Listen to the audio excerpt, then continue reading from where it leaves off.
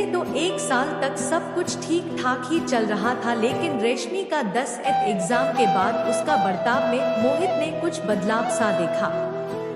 और अचानक मोहित को रेशमी ने झूठ बोलना शुरू कर दिया, लेकिन मोहित फिर भी रेशमी को बहुत विश्वास करता था, क्योंकि मोहित रेशमी को बहुत चाहता था और उसे खोना का डर था।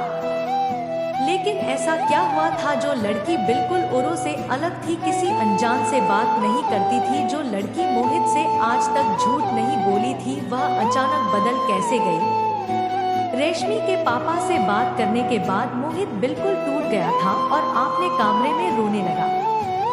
मोहित को इस बात का अंदाजा पहले से ही हो गया था, इसलिए वह रेशमी से अक्सर कहता था कि तुम्हारे पापा अगर हमारी शादी के लिए राजी नहीं होंगे तब तुम क्या करोगी। और इसके जवाब में रेशमी कहती थी कि वह अपने पापा और मम्मी को मना लेगी।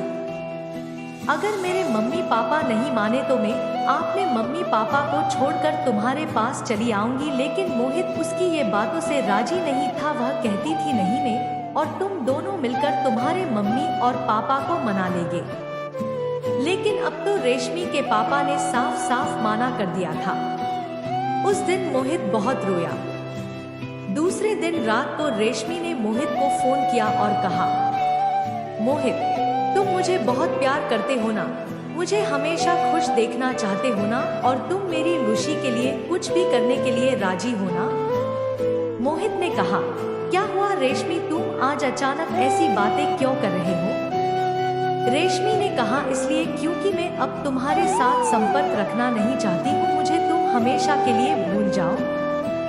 मोहित ने कहा, तुम पागल तो नहीं हो गए हो क्या, अनाप शनाप बोल रही हो, तुम होश में तो हो। रेशमी ने कहा, हाँ मैं बिल्कुल होश में बोल रही हूँ। अब मेरी जिंदगी में तुम्हारी कोई जरूरत नहीं है। अगर तुम सच में मेरी खुशी चाहते हो तो प्लीज मुझे भूल जाओ और दोबारा फोन मत करना। रेशमी की ये बात सुनकर मोहित के पैरों तले जमीन खिसक गई। ऐसा लग रहा था कि सारे आसमान उसके सर पर टूट पड़ा। उसके हाथ पैर कांपने लगे थे। मोहित ने रोते रोते कहा, क्या हुआ, मेरी क्या गलती है, मुझे अकेला छोड़कर क्यों जा रहे हो। मैं तुम्हें लेकर बहुत सपना देखा था, क्या होगा। अगर मुझसे कोई भी गलती हुई है तो प्लीज मुझे माफ कर दो।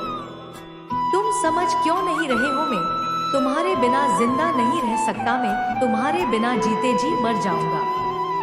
लेकिन बेरहम दिल रेशमी को ये सब बातों से कोई फर्क नहीं पड़ रहा था और मोहित ने रोते रोते कहा, अब जब जाने का फैसला कर ही लिए है तो जाओ और मैं तुमको नहीं रोकूंगा। अपना ध्यान रखना और एक बात, कम से कम जाते जाते मुझे छोड़कर जाने की वजह तो बताती जाओ, मुझे पता तो चले कि मेरी क्या गलती थी। रेशमी ने कहा, रोने की कोई जरूरत नहीं है, मैंने कहा ना तुम्हारी कोई जरूरत नहीं है, और तुम्हारा प्यार अगर सच्चा है तो कभी भी मुझसे संपर्क करने की कोशिश मत करना। मोहित के कुछ कहने से पहले ही रेशमी ने फोन काट दिया। मोहित पागलों की तरह रो रहा था, लेकिन करे तो क्या करे, इतना प्यार जो करता था। मोहित ने कभी सपने में भी नहीं सोचा था कि रेशमी उसे धोखा देगी। मोहित रेशमी की बेवफाई की वजह से पागल सा हो गया।